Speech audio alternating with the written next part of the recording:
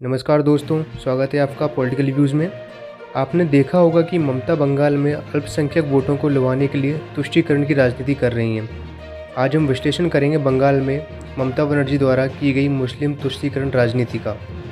ममता को मुस्लिम तुष्टीकरण से बंगाल चुनाव में फ़ायदा होगा या नुकसान, यह जानने के लिए वीडियो को अंत तक ज़रूर देखें। हाल ही में देश के एक बड़े न्यूज़पेपर इंडियन एक्सप्रेस ने एक लेख लिखा कि अगर बीजेपी को बंगाल में हराना है तो लेफ्ट पार्टियों, कांग्रेस और टीएमसी को साथ मिलकर चुनाव लड़ना चाहिए। आजकल एक चलन हो गया है कि विपक्ष सोचता है अगर बीजेपी को कहीं भी हराना है तो सारी पार्टियों को एकजुट होकर चुनाव लड़ना चाहिए। भले ही किसी भी पार्टी की विचारधारा मेल ना खाती हो, उससे कोई फ़र्क नहीं पड़ता। और सबके साथ आने का ये लोग सिर्फ एक ही कारण बताते हैं कि सेकुलर वोटों में बंटवारा नहीं होना चाहिए। यह सोचते हैं कि सारा मुस्लिम वोट इन्हीं पार्टी को मिल जाएगा और हिंदू वोट आधा इन्हें मिलेगा और आधा बीजेपी को, और इस तरह से ये लोग चुनाव जीत जाएंगे। प्रशांत किशोर, जो टीएमसी के चुनावी प्रबंधन को संभाल रहे हैं, वे बोलते हैं कि टीएमसी के पास तो चुनाव में उतरने से पहले ही बंगाल के 30% मतदाताओं का समर्थन है। वह कह रहे थे कि मुस्लिमों का 30% वोट तो उनका पहले से ही फिक्स है, एक फिक्स्ड डिपॉजिट की तरह। टीएमसी को बाकी बचे 70% वोटों में से सिर्फ 15% वोट ही चाहिए, जबकि बीजेपी सिर्फ 70% हिंदू वोटों के भरोसे है। इसलिए उसका बंगाल चुनाव जीत पाना असंभव है और बीजेपी दहाई अंकों का आंकड़ा भी नहीं पार कर पाएगी। ऐसा ही भ्रम 2019 लोकसभा चुनाव में अखिलेश यादव और मायावती को हुआ था। उन्हें लगा अगर हम दोनों साथ आ जाएं तो उत्तर प्रदेश का 20% मुसलमान तो हमें ही वोट करेगा, बाकी बचे 80% वोटों में से 25-30% वोट उन्हें लेना है, और इस तरह से उत्तर प्रदेश में लोकसभा की 80 सीटों में से 70 सीटों के आसपास ये लोग जीत जाएंगे और बीजेपी का उत्तर प्रदेश से सफाया कर देंगे। पर हुआ इसके उलट।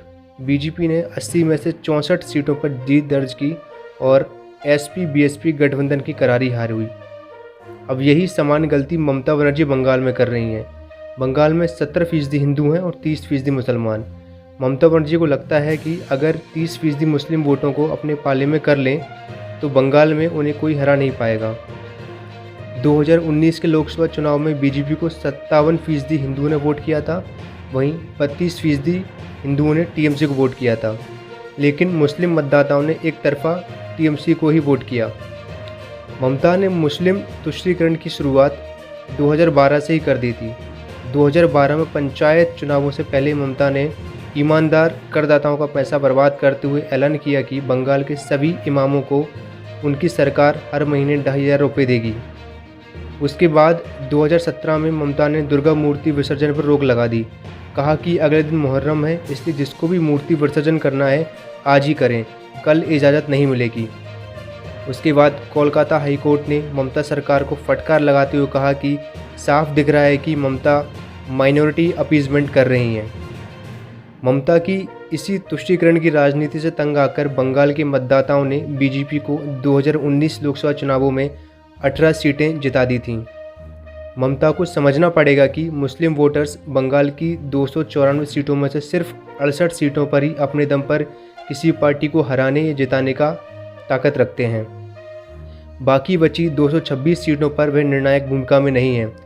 अगर ममता मुस्लिम वोटों के लिए बाकी लोगों को ऐसे ही नज़रअंदाज करती रहीं तो ममता का बंगाल की सत्ता से बेदखल होना निश्चित है और 2021 में भाजपा सरकार बना लेगी। खैर, यह तो कुछ समय में पता चली जाएगा कि बंगाल की राजनीति का बादशाह कौन बनने वाला है, बीजेपी या टीएमसी। पर आप इसी तरह के विषयों पर वीडियो देखने के लिए बने रहिए हमारे चैनल के साथ, और अगर अभी तक आपने हमारे चैनल को सब्सक्राइब नहीं किया हो तो चैनल को सब्सक्राइब ज़रूर करें। धन्यवाद।